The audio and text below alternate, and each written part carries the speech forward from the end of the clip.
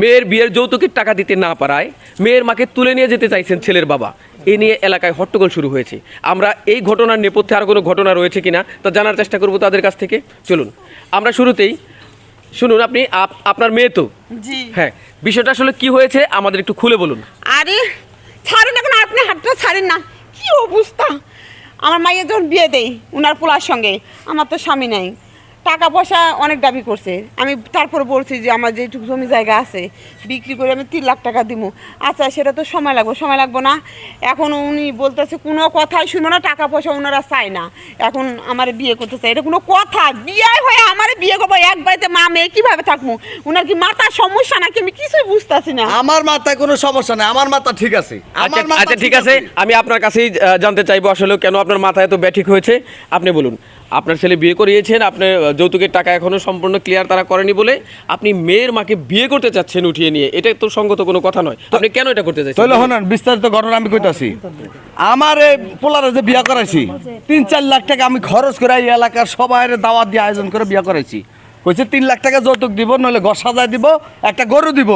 কিছুই দেয় নাই এখন পর্যন্ত। মনে করতে টাকার কোনো খবরই নাই।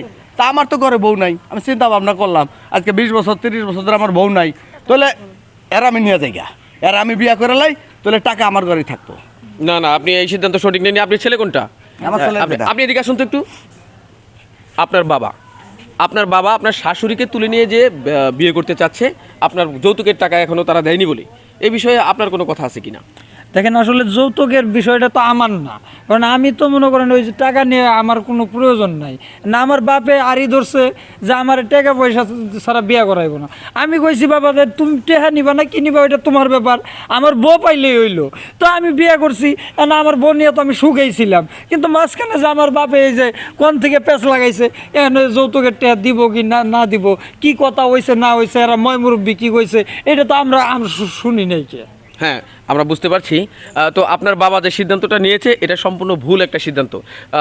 আপনার বাবা দুইটা অন্যায় করেছে। একটা হচ্ছে যৌতুক। প্রথমত যৌতুক তো সমাজের কয়েকটা ব্যাধির মধ্যে অন্যতম একটা ব্যাধি। এই যৌতুক প্রথা থেকে আমাদের বেরিয়ে আসতে হবে।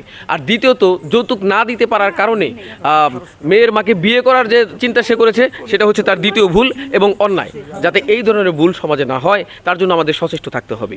আমরা ভিডিওটি নির্মিত করেছি শুধুমাত্র আপনাদের একটু বোঝানোর জন্য যে সমাজে অনেক সময় আজও বিভিন্ন ঘটনা ঘটে থাকে, তবে সেই ঘটনা যদি আমাদের সমাজ গঠনের পক্ষে বিপক্ষে হয় তাহলে কিন্তু আমরা সেটা অবশ্যই সাপোর্ট করব না। আমরা সমাজকে আরও উন্নত করার জন্য চেষ্টা করব।